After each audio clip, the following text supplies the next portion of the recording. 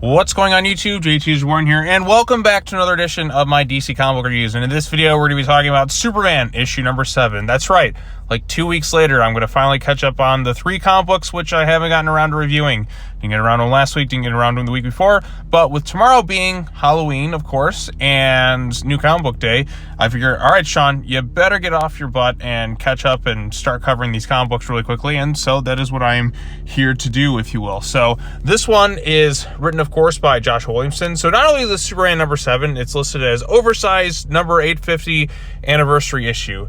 Now, one thing that's always kind of bugged me about the numbering of a lot of these like issues for comic books is like, what about like the annuals and that? Do those not count towards the normal numbering? Wouldn't that technically be considered part of the run? I don't know. I just feel like sometimes that gets kind of lost a bit. At least in my humble opinion with these numbers, special anniversary things or whatever, is like, is it really 1,000? Is it really this number since you have annuals too?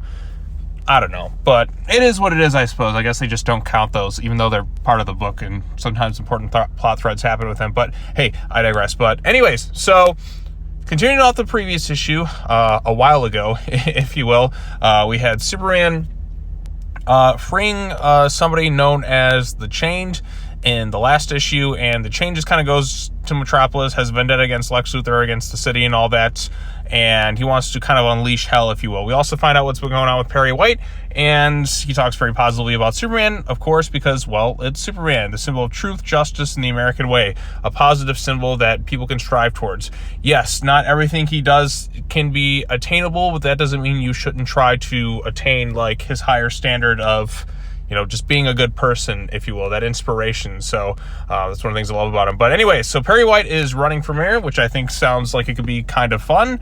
It makes sense. He's been a long-standing character within the Superman mythos, and I wouldn't mind seeing Perry White as mayor. I know he's like, you know, the editor of, or whatever, the head of the Daily Planet, if you will, but having Lois in that job, I think still kind of works. But you also kind of see her in sort of that kind of Captain Kirk in like the Star Trek movies sort of role, like William Shatner after he went from captain to admiral, and he kind of missed being captain, having the thrill of it all. So there's still that fun to kind of be had with that aspect of it all. But anyway, so the Chain's going in there, he's unleashing hell.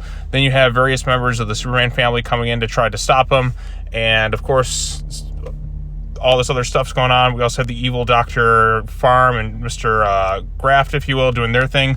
Lex Luthor. There's some interesting stuff about Lex Luthor, which we'll get into the issue. Now, this one is, of course, written by Joshua Williamson, and we have several artists working on this thing. You notice the styles kind of change. You have Gleb Melnikoff, who worked with Williamson on the Robin book. Dan Jurgens, what can I say more? He's one of the most famous comic book writers and artists of all time.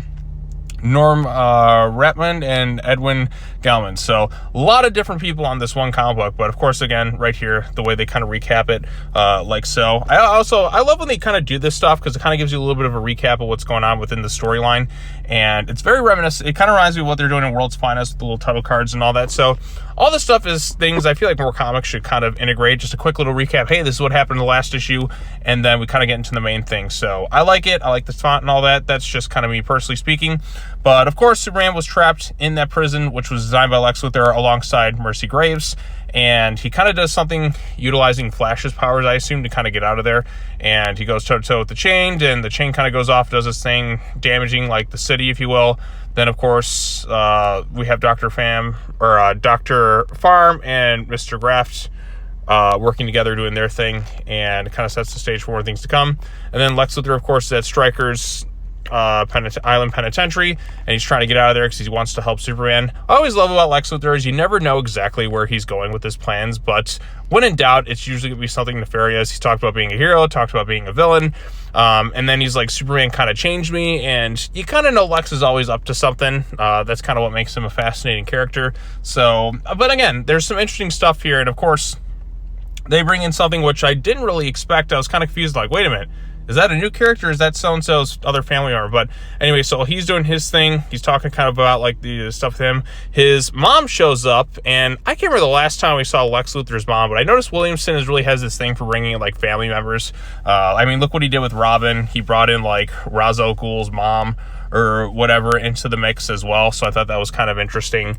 And then Lex's mom is talking about, hey, you gave, you know, I'm still one of the members of the board of directors, and you kind of transferred that power to Superman. I'm back here to kind of like fix this mess, if you will. So Lex Luthor's mom's there, and of course she brought somebody who we come to find out is Lex Luthor's daughter, Lena. Now, when I heard Lena, I'm like, wait a minute, is that his sister? No, it's his, I guess he named his daughter his sister. But one thing's interesting, if you look kind of at her forehead, she has 3 symbols on there. And then who's on the next page? Brainiac. So I feel like there's got to be some sort of connection between her and Brainiac, in terms of some sort of big event, if you will, coming out next year. I know they do like reference that there is going to be some sort of big Brainiac storyline, which I'm all for. I mean, I love Brainiac. I feel like Brainiac's a character who doesn't really get his like time in the sun, if you will. I feel like we need Brainiac in a Superman movie. I don't know if he's going to be in Superman Legacy or not, but Brainiac would be kind of like the perfect villain to have Superman go toe-to-toe against. I'm sure you have Lex Luthor and other things, but I feel like we've seen Zod, we've seen Lex Luthor, and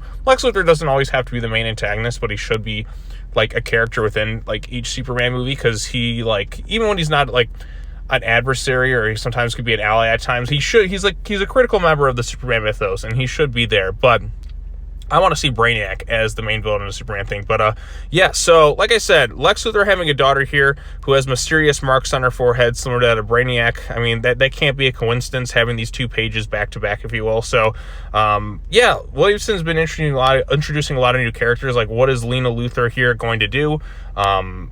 I wish they kind of chose a bit of a different name, because calling her Lena added a little bit of confusion when I first read it, though. Because, like, oh, Lena Luthor, like his sister, but wait a minute, no, he says daughter. Like, am I missing something? Is things going on? I'm like, oh, okay. I guess he just named her after his sister or whatnot. I don't know, maybe she's like a robot or something, but I mean, she's a teenager that Lex seems to be kind of protective of, and I think that could be kind of interesting. Like, how is this character going to interact with the Superman at some point? How is she going to interact with other characters within, like, DC Comics mythos? I don't know. Like I said, there's some interesting layers you can go. Like, what if she became, like, best friends with, like, John Kent? Oh, then again, I'm talking, like, straight out, like, what happened in Supergirl with Lena and Kara and all that. So, but anyway, so Brainiac's there. We kind of see what he's been up to for a while.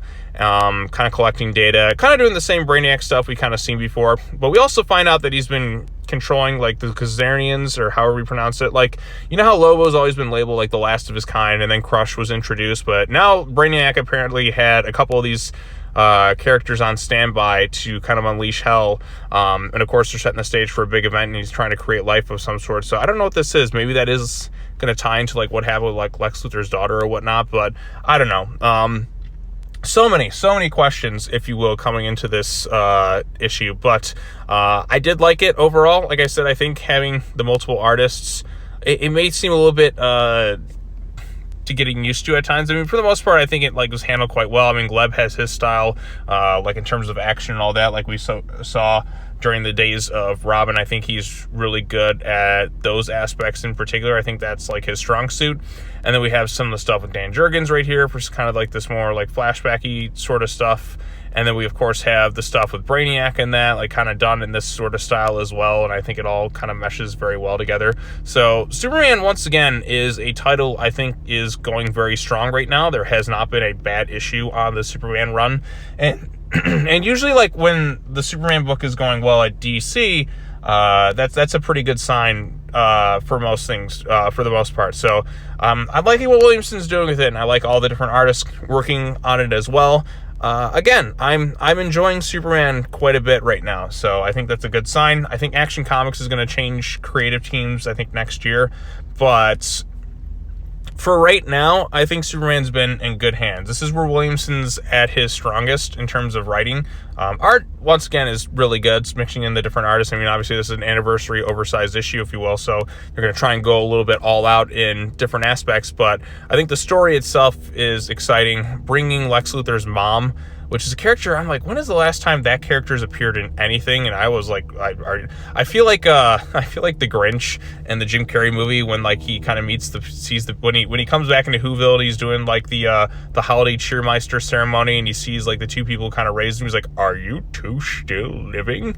Like that to me was kind of funny. That's the way I felt with Lex Luthor's mom showing up in this thing, because I think I can't remember the last time they utilized like Lex's mom at all in any capacity. I mean, the sister has been appeared in different media and stuff. Can't remember the last time she was used in the comics, but Lex's daughter, I pretty sure like this version of her is new, unless of course there's been like other multiverse versions of like that. I mean, there's a lot of characters in DC Comics, so I apologize if I can't remember everyone, but yeah, so there's some interesting stuff at play here. Good, exciting artwork. The Chained actually feels like a pretty good threat with his powers and chains and all that. It definitely makes me think of like God of War with Kratos and like his blades of chaos using the chains and all that, but you know, using it in a bit of a different capacity. So it'll be interesting to see how they try to stop him and whether or not like other characters are going to come in. I'm sure Marilyn, Moon Knight, and all that who's been in the other issues of this book will show up or something. But Superman continues to be a solid comic book right now. And like I said, this is like, it's kind of making me feel like I did a little bit when I used to read Superman Rebirth. Like that was just really good Superman stuff. And I think, like I said, if you give me a good Superman book, like that's a good sign for DC. So yep, thumbs up for me. If you read this issue, again, it's a few weeks out right now, so I mean, spoilers, I suppose. But let me know what you thought of it in the comment section down below. Be sure to like this video, share it with your friends, subscribe to the YouTube channel for more content, hit the bell for notifications, all that other fun stuff. After this, I'm going to be covering the latest issue of Titans, which came out like 2 weeks ago. And then later on, I'm going to be covering the latest issue of Batman Superman World's Finest.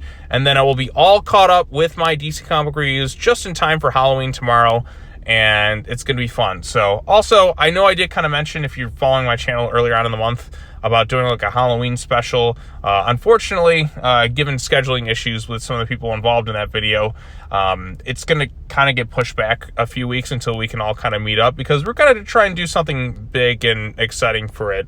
Again, I wanted it to be out on Halloween, but sometimes things just don't work out. So, and because of like, there's multiple people involved within the video, it's just going to kind of take time to get things together, if you will. So look forward to all that stuff. Thanks so much for watching. As always, take care now. Bye-bye then, and I will see you all in the next video. Peace.